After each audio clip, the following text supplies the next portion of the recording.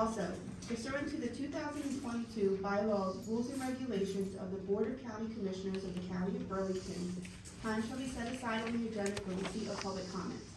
Public comments will be received with respect to agenda items prior to board consideration of resolutions to be adopted. An additional opportunity for public comment will occur later in the meeting. Public comment shall be limited to 4 minutes per speaker. Unused time may not be transferred to another speaker. Persons may speak once per public comment period. I direct the deputy clerk to enter into the minutes of this meeting, this public announcement, and the advance written notice of this meeting. Commissioner Eckel? Here. Commissioner Hobson? Here. Deputy Director Polian? Here. Commissioner Singh? Here. Director O'Connell? Here. Thank you, Erin. Before we continue, ladies and gentlemen, I'd like us to please stand for a moment of silence and reflection and respect for the innocent individuals who lost their lives in 2 senseless shootings in Philadelphia just across the river from us and in Chattanooga. Our hearts go out to their families and their communities. Together, we're all mourning their loss.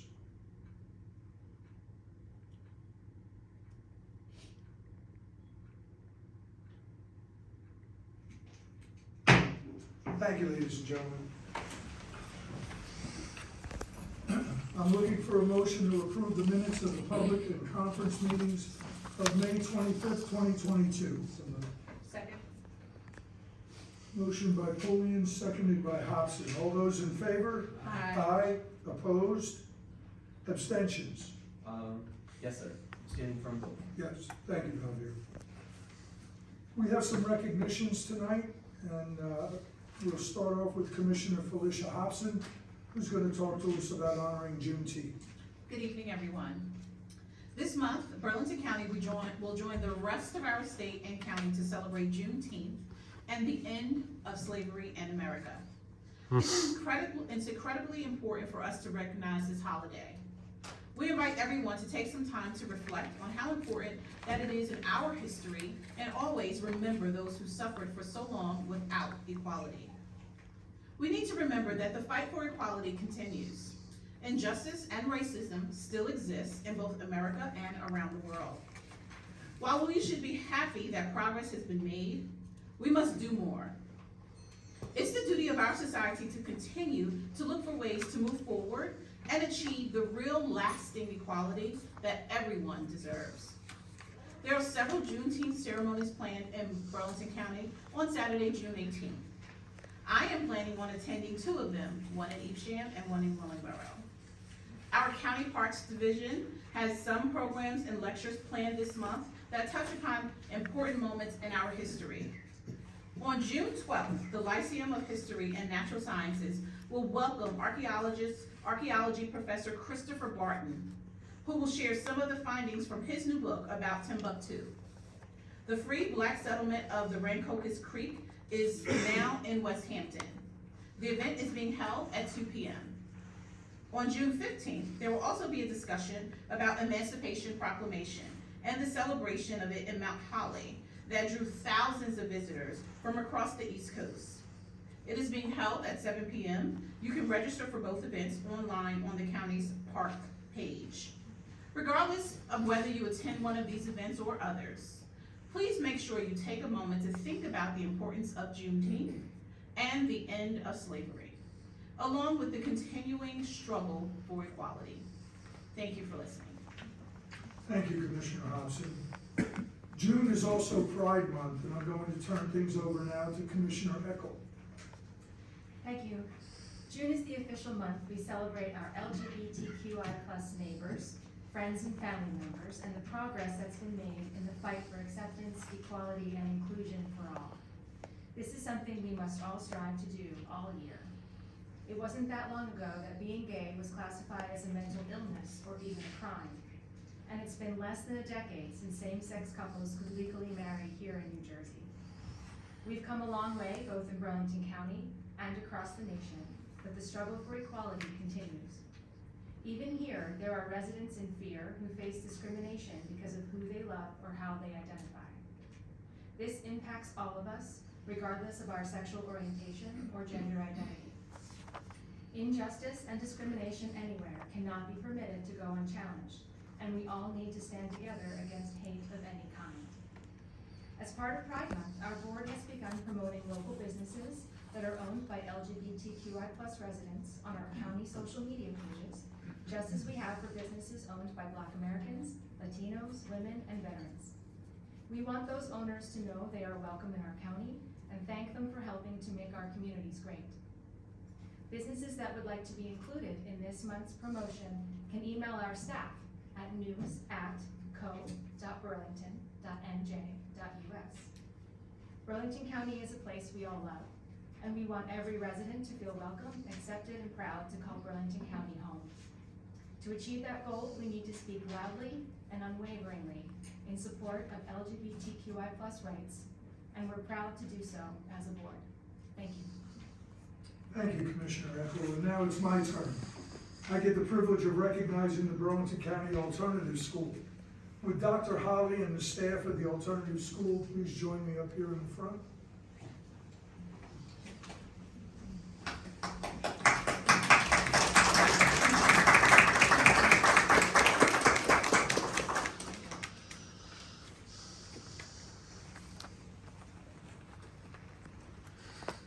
Welcome.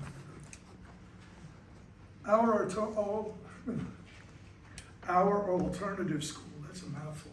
Our alternative school is a point of pride in Burlington County. It gives students who are struggling in a traditional school setting another option. Students may have experienced significant challenges in their academic careers that have hindered their learning process. The Burlington County Alternative School was designed to instruct and guide students to develop their academic, social, and emotional abilities in an environment that is designed to help students succeed. Their students receive more individualized attention and can learn at their own pace. Some students can even graduate earlier than they would have at a traditional high school. We're recognizing the Alternative School for being named as a National School of Character by the nonprofit advocacy group Character.org. The designation recognizes schools for their character education programs that help teach students enhanced values like honesty, empathy, fairness, and respect. To be selected, schools must apply through state coordinators and demonstrate how they create a caring school environment, actively promote ethical values, and engage students in activities related to character education. Nationwide, the Alternative School was one of only 50 schools and 2 school districts selected for the honor this year. That alone is a remarkable accomplishment. But this is also the second time in 5 years that the Alternative School has received this national recognition. It was also named the National School of Character in 2017. That is a direct reflection on the staff, teachers, and students at the Alternative School, as well as the leaders of our Burlington County Special Services School District, which oversees the Alternative School. Another benefit of attending the Alternative School is that students can enroll in courses at RCBC at no cost. It's a fantastic program that has helped students earn their high school diploma and put them on the path to obtain post-secondary education, careers, and a lifelong love of learning. On behalf of our entire board, we want to thank and congratulate the teachers, staff, students, and administration of the school for all they've accomplished and for setting a great example for other schools to follow. And since the Alternative School is also holding its graduation ceremony this Monday, we'd also like to use this forum to publicly congratulate the school's graduates and wish them well on all their future endeavors. Dr. Holly, would you like to say a few words?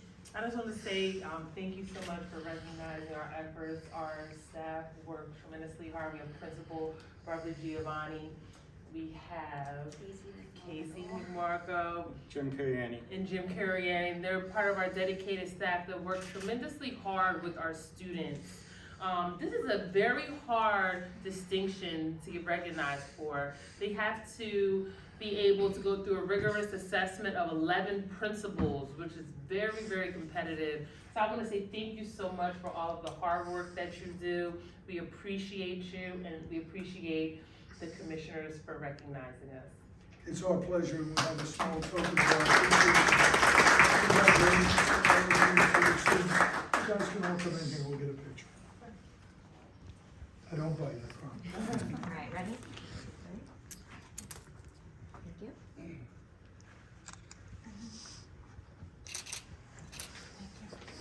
Thank you again. Congratulations. Congratulations. Thanks for everything you do.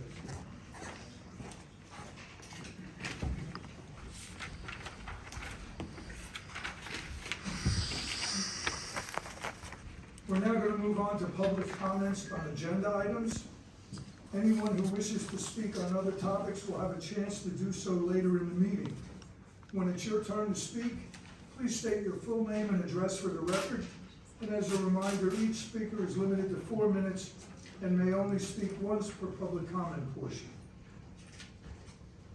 Luis Lopez.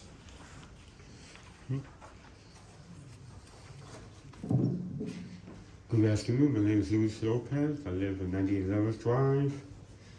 And for Felicia, can you tell me the address for the event on Winnable again?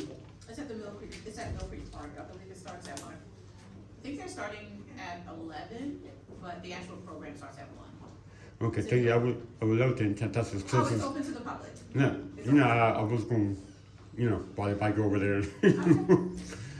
That's the closest one I know.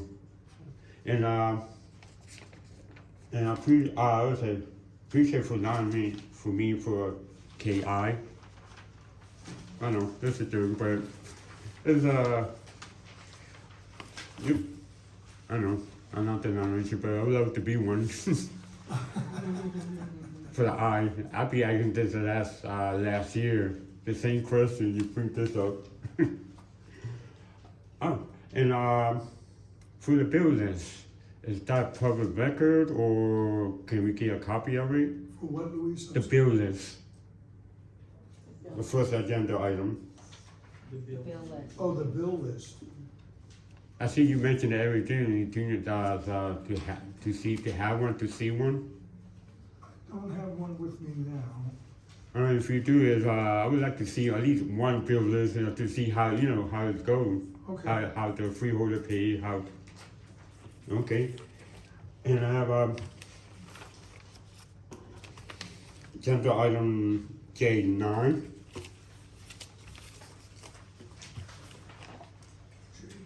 This is the authorization to cancel the request for qualifications for an RFQ for the real estate broker pool. Yeah, we're just canceling it, that's it. Okay. Okay? Resolution J23.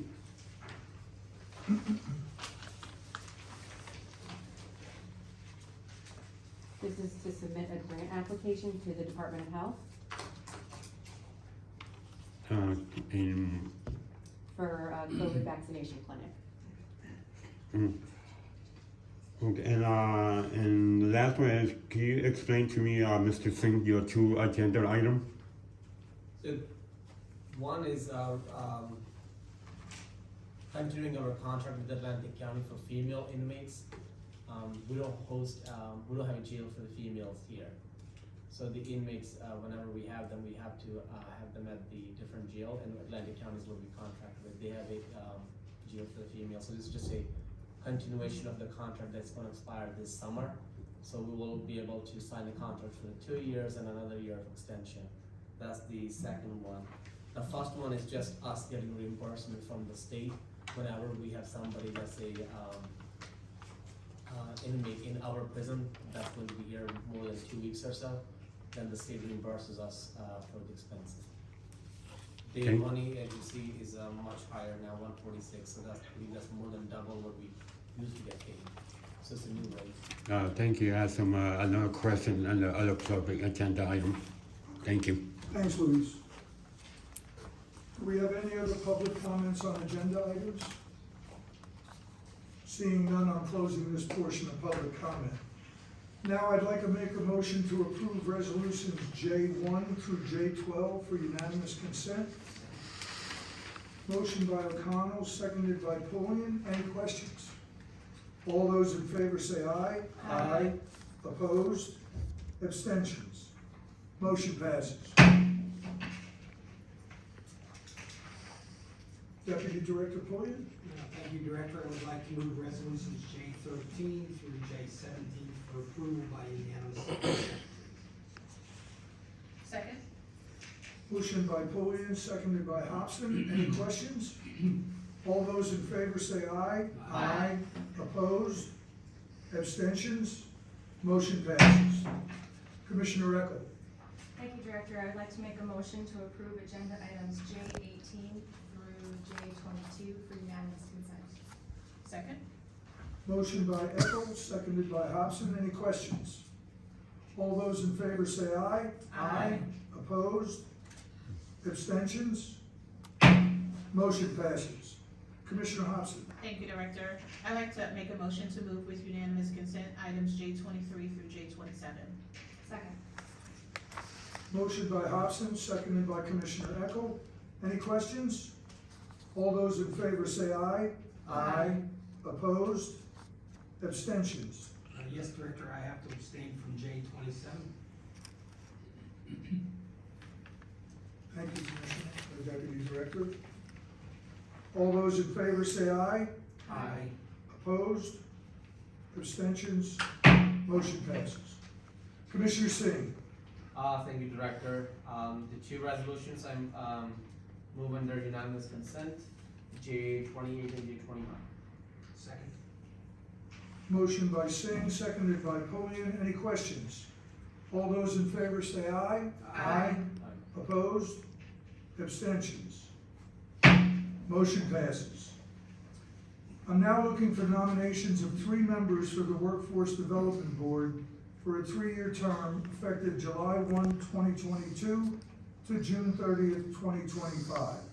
Do I have any nominations? Yes, Director, I would like to nominate the following people: Nicholas D'Antonio, Melissa Fox, and Matthew Maori. Thank you, Commissioner. Are there any other nominations? Any other nominations? Hearing none, I'm closing the nominations.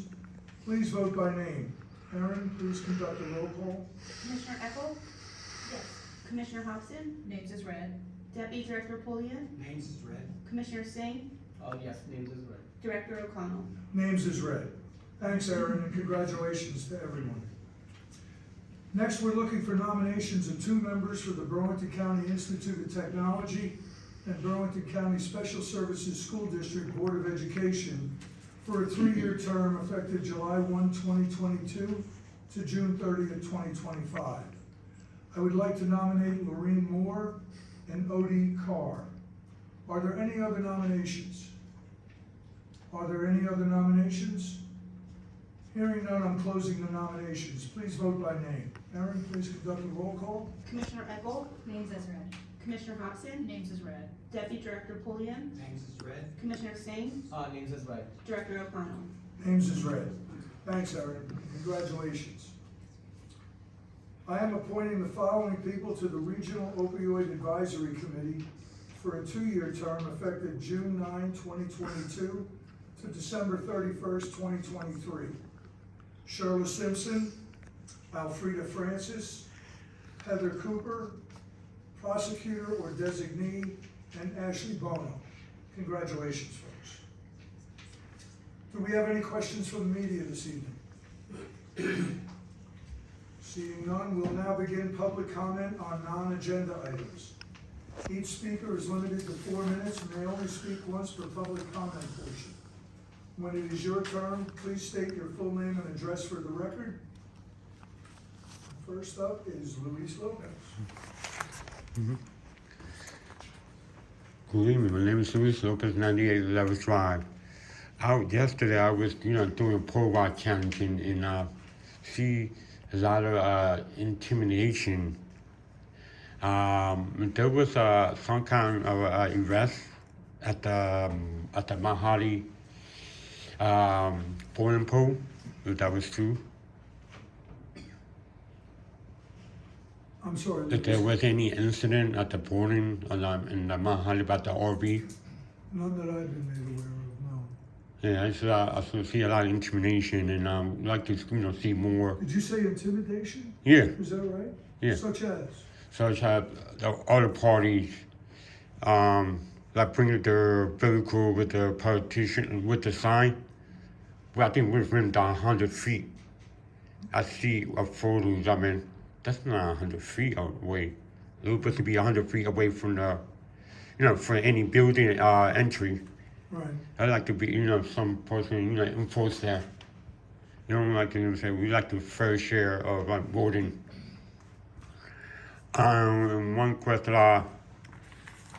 for the opiate, it's the same thing as fentanyl? Yes. It is? Oh, no, just asking, man. No, that's fine. Also, I like to see, that's a good, and one question, there any status or any new information about the Senator Bridge? Any new? No, there's nothing to report. Okay, and there's one more, is there any changes on the health department of any new cases, nothing? Any changes since the last time? I think the case rate went down a bit. I had seen it up above 1, and I think the last I'd heard it was down to 0.88. Okay, I appreciate it. I'm still waiting for the final result of the election from yesterday. I know you went already. You're beyond 60%. I don't know, we're still waiting for the other, 40% just to be sure. Have a good day. Thank you. Thank you, Louise. Is it Herbert K. Ames? Is it Herbert or Hughes? No, Herbert. You Herbert. It doesn't matter. It's okay. No, we want to get your name on. Herbert Ames, 10 Old York Road, Chesterfield, New Jersey. I also own 106 Crosswicks, Chesterfield Road. Here tonight to just ask for the commissioners to ask Mr. Brickley, and I've had great conversations with Mr. Brickley, to look into a potential circle at that intersection. If you remember a few years ago, might have been 10 or 12 years ago, with the intersection of 528 and Old York Road, we had that bad bus accident. Well, I'm pretty much out there every morning now, and I've talked to our council. We have one of our committee people here tonight, Denise Coesdale, who I think is on the list to talk. And I think the mayor, Lito Panfili, had spoken to you at a festival in Chesterfield a couple weeks ago about looking into a potential circle there and seeing how the county can maybe move that forward, because there's been a few accidents there and there's been some very close calls, and I just don't want to see another fatal bus accident at that intersection. So whatever you can do, whatever you need from the township residents, and our committee is here also, and we have our mayor's support. Mayor Jeremy Leaka had sent a letter back in September 2020, before COVID, and I understand COVID took over and things happened.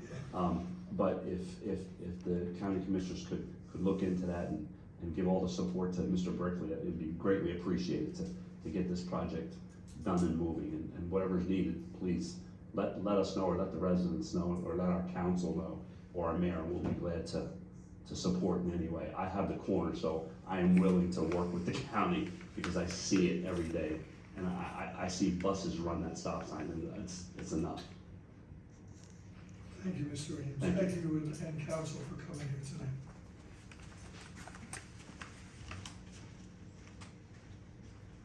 Denise, is it? Coesdale. Oh, thank you. Yes, it's a difficult name. I'm really here, I won't take up your time, but I have spoken to Balvier about this issue. Oh, I'm sorry, Denise Coesdale, 3 Rosewood Drive, Chesterfield, and I'm a committee woman in Chesterfield. So I'm here to support Mr. Ames and to voice to you our concern. When we had that bus accident, the county did put in 2 circles to make the area where the bus accident occurred and another intersection safer. This intersection is equally as dangerous. 15 years ago, the son of a friend of mine was killed at that intersection. He was hit by a car. And we've had 2 totally unrelated traffic deaths in Chesterfield recently, and we just feel like we need to be proactive about this intersection that we know is dangerous. So we're just reaching out to you tonight. We'll follow up with letters and with, emails to you, and any information that you would like, we'd be happy to provide to you. As Mr. Ames said, he's spoken to Mr. Brickley about this, and Mr. Brickley is aware of some of the issues with this intersection. And thank you so much for your attention. Thank you, Ms. Cosdale. Brett Anderson?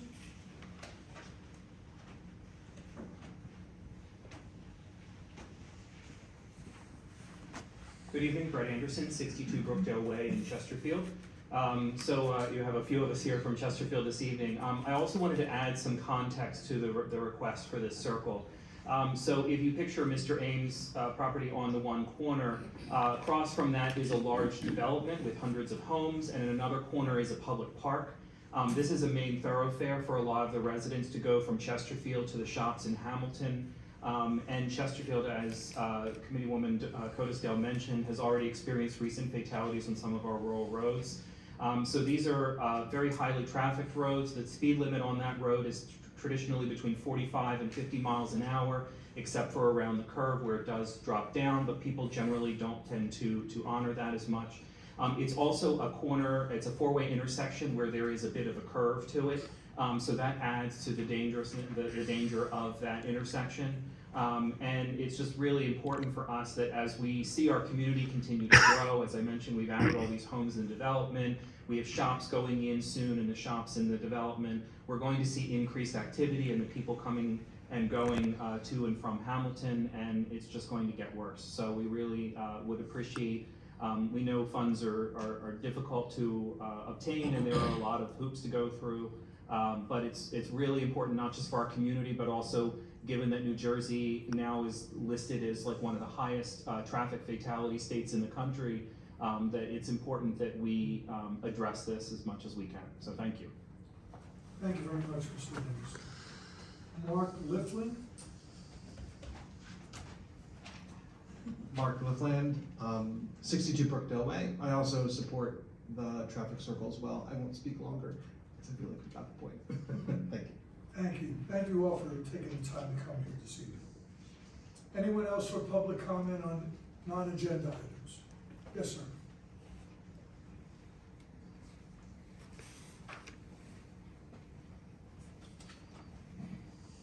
Good evening. Fern Oled, 212 Brancocas Avenue, Delanco. I've got 2 items. One has to do with traffic on Delanco Coopertown Road, and we have the new warehouses going up in that area. And the area that I'm concerned about, or it was brought to my attention by a resident there, was between Bridgeboro Road and the municipal building, Edgewater Park Municipal Building. I think that's Beverly Mount Holly Road. Okay, so that intersection, or that small strip, is between 2 sets of 4-way stops, and the speed limit there is 40.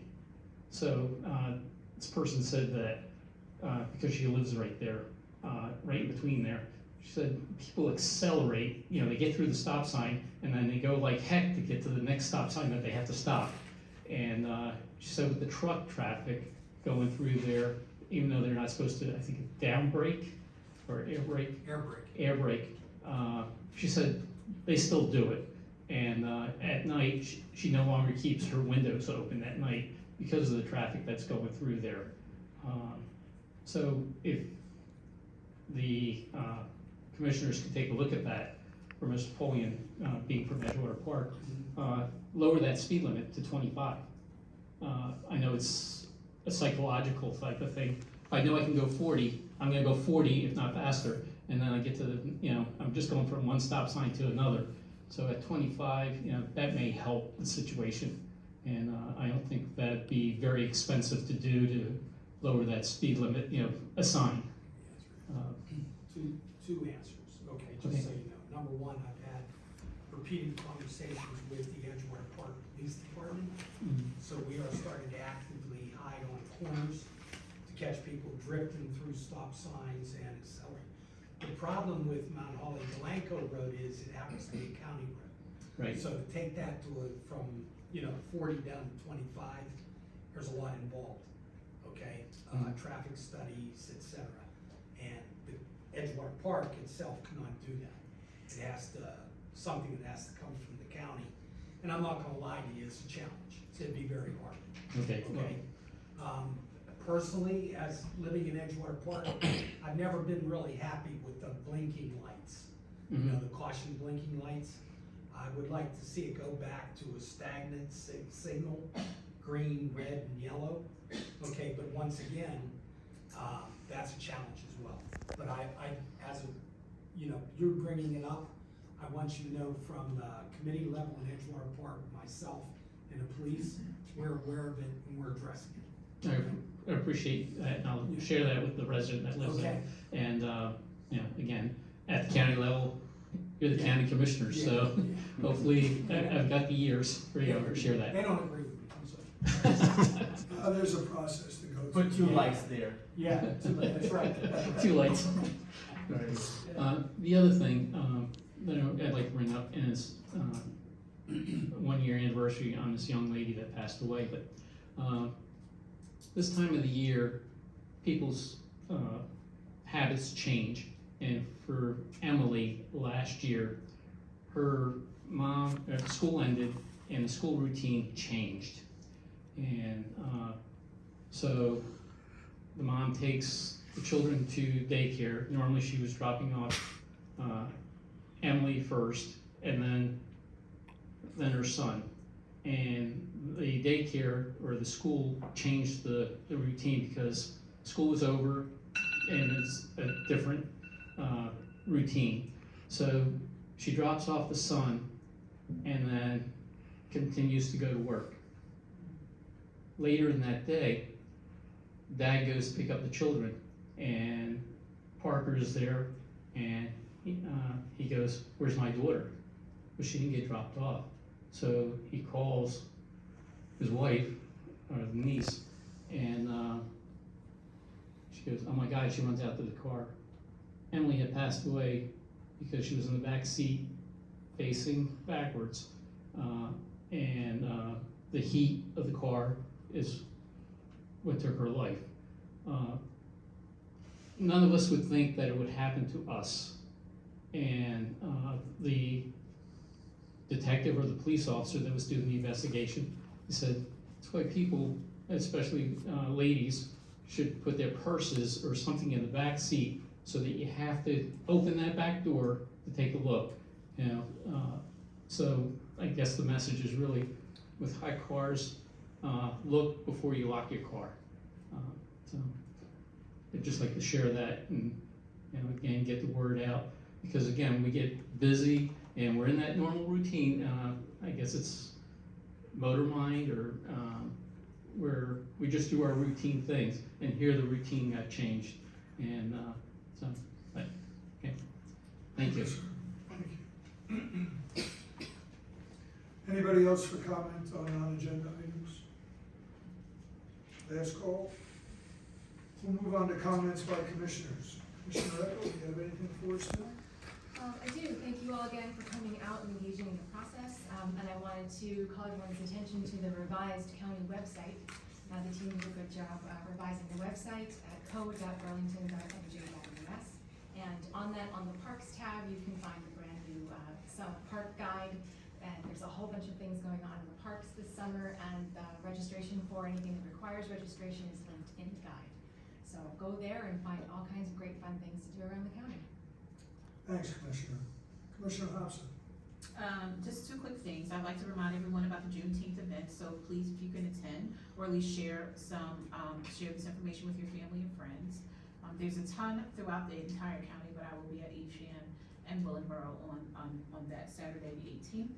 And we don't meet again before we have Father's Day, so happy Father's Day to all of the fathers in the room. Thank you, everyone, for coming and joining our meeting this evening. Get home safely. That concludes my comments. Thanks, Commissioner. Deputy Director Floyd. Just congratulations to everyone who was appointed to a board or commission. Once again, like a broken record, thanks to all you directors and heads of departments that help us keep the big machine in Burlington County moving. You know, all credit to you folks for making us look good every day. And everything is not negative. Believe it or not, I do run into people and get telephone calls from folks that have called in and asked for assistance, and they're very happy with the way they've been treated and serviced as quickly as possible. So kudos to all of you that, I know some of the calls that you get are a little challenging, and you keep your cool and work hard to go ahead and take care of the folks. I really appreciate that. The holidays that are coming up, the Juneteenth and the LGBTQ, I'm gonna try my best to go to some of those events and would encourage residents and the folks here to try and make it out there as well. Safe going home, and thank you for coming. Thank you, Deputy Director. Commissioner Sim. Thank you, Director. Thank you everyone for coming. The team from Chesterfield, we heard you. I believe, Mr. James, I think the mayor shared that with me a few weeks ago. I know I was at an event in Chesterfield. I think he did mention it to me. I know Denise was there too. So everybody's aware of it. I hope we do find a solution, some way to calm the traffic and make the intersection more safe. Mr. Fern, thank you for sharing the very touching story. As a father of 4 young kids, I have panicked numerous times at different places, sometimes just counting kids in the car just to making sure if I don't hear a voice. I just usually have them like say it loud, like I don't even trust like seeing their hats in the mirror. Like I have to really like hear their voice just to make sure that everybody's in the car or outside. And the way when you described the story, I just like for a moment it's like it was way too like, you know, it was scary. It's a scary thought just to have to go through, and I can't imagine a parent going through it and regretting and have nothing but regrets left for the rest of the life. You know, for something that was such a out of the routine. Like habits are so hard to break, and we have years of practicing the same thing in and out. Thank you for sharing that story, and definitely something the awareness that needs to be spread all around. Thank you everyone else for coming. Good night. Thank you, Commissioner. I too would like to thank you for pointing that out. I'm a Weather Channel junkie, and they just had a piece on that as it's getting warmer, how quickly the heat can rise in a car, not only for people, but sometimes folks forget and leave their animals in there. So can't say it enough to people. And as far as the traffic calming methods, you know, both by the folks from Chesterfield and for you in Delanco and Edgewater Park, you know, I don't know what it is. Maybe it's my age. I watch people drive. Route 130 has become a speedway. Our interstates and turnpikes, the speed limit seems to be a suggestion. I don't know what the answer is, but I wish people would think a little bit and just slow down a little bit. It makes it easier to stop. Things happen, kids are gonna be getting out of school, they'll be riding bikes, crossing roads. So I hope people can think a little bit more when they're driving. I wanna congratulate again our Burlington County Alternative School, not only for winning this year, but also 5 years ago. That's quite an accomplishment, and I'm sure everybody in this room is as proud of them as we are up here. And all the people that we appointed tonight and selected for workforce development, our county special school, and BCIT's Board of Ed, and for our opioid task force, I want to wish them all the best and thank them for stepping up to serve our residents. And finally, we're excited to announce that we're partnering with Senator Singleton to host Restaurant Week 2022. This year it will be held, mark your calendars, August 14th to the 20th. Last year, we had nearly 50 restaurants participate in this highly successful program that spotlighted the best food around. I can tell you, I tried some of this, so I know it is. Eateries who sign up are added to an interactive county map with links to their establishments, their menus, and any specials they create to celebrate Restaurant Week. These restaurants are also featured on county social media and our website. Restaurants that are interested in participating in this year's event can stop by our website to sign up. This is just one little piece of what we're trying to do here for economic development. Our restaurants in Burlington County, and not only that, around the state and around the country, are taking quite a hit through the COVID. And anything we can do to spotlight them and shine a little bit of a positive light, we're really, really happy to do that. I want to thank everybody who took the time to come out and see us this evening. Everybody get home real safe. And now, I'm looking for a motion to adjourn.